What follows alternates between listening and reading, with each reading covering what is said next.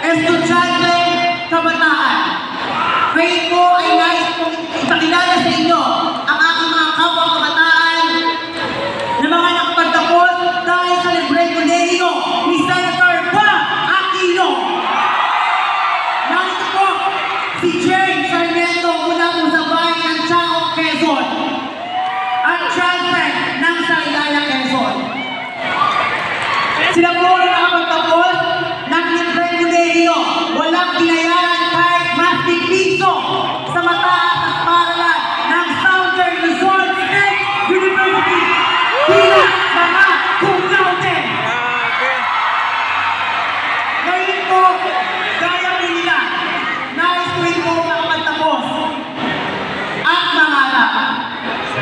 Ako po ay kasalukuyang nag-aaral sa Southern Luzon State University at kumukuha ng kursong Bachelor ng Kultura at Sining sa Edukasyon. Sabi ko nga po, ako po ay isang estudyante, kabataan at nangangarap. Sabihin ko na po sa ating mga magulang dyan, alam naman po natin na napakahirap, napakamahal magpaaral ng isang anak na papasok sa isang para makuha ang kanilang pangarap at yun ang pagpunta sa kolehiyo. Kaya po, sayang lang po talaga, hindi po nakapunta ang aking nanay. Ngunit na ako po ang kanyang paninda. Ngayon po ay nagpinala magaling bilang isang munting anak buhay. Paggusto sa aming pag-aaral ng wala ng kapatid. Kaya po, ang aking ito po ang aking nanay na si Carolina Rendisa mula po sa Lucena City, Quezon ay Senator Ba Aquino humahanga at may malaking suporta sa iyo. Kaya po, shout out sa mga kabataan dyan at mga scholar ng bayan. Kaunti na lang, gagraduate na tayo. Pakinabangan natin ang tama ang buwis ng gobyerno. At para patunayan natin ito, sa halin ng ating mga kapwa kabataan, tulungan natin ibalik para sa tunay ng gawago si Senator Ba Aquino para sa libreng kolehiyo at siguradong trabaho. Kasama ng kanyang katuwang at ang ating isa pang kakampi, si Senator Ba Aquino, ang malapit sa mga magsasaka, coconut farmers, mga obra, mga isda dito sa lalawigan ng Quezon.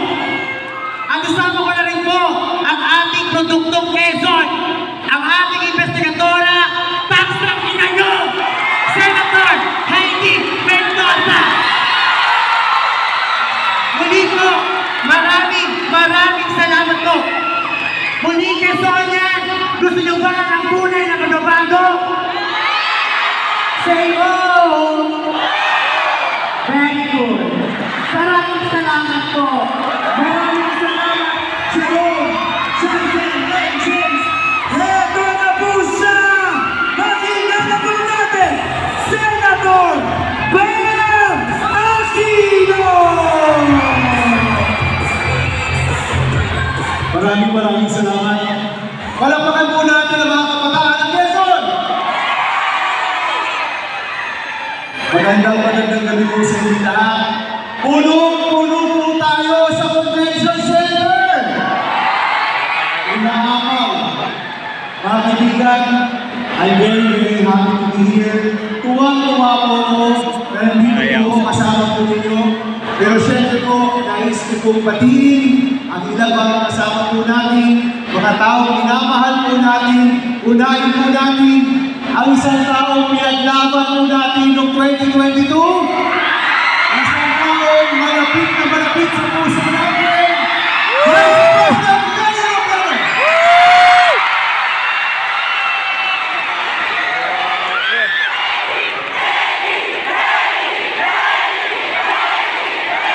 Kakaiba man ang mga pananaw sa ibang bagay. Nais ko pong sabihin sa inyo, kahit maraming pagkakaiba, mas marami po tayong pagkakaparehas. Unang-una, di ko ba ayaw natin ng mga politikong abusado? Ayaw natin ng mga libong bayan na magnanakaw? Ayaw ho natin ng mga hindi magtatrabaho? At ang nais din natin, ang isang bayan na kung saan ang mga kabataan maaabot ang mga pangarap. Nais din natin, isang bayan na mas patas, may hustisya at mas makatarungan. Nais mo natin ang isang bayan na ang mga magulang kayang gustusan ang pangangailangan ng kanilang pamilya. Yan po ang nais po natin lahat. At ang hiling ko po, especially po sa mga kabataan dito, tayo po ang tumulay sa mga kababayan natin. Tayo po ang tumulay sa mga kababayan natin kahit magkakaiba. Ang pakiramdam, pagkakaiba ang pananaw sa ibang mga bagay at ipaalala po natin, mas marami tayong pagkakaparehas.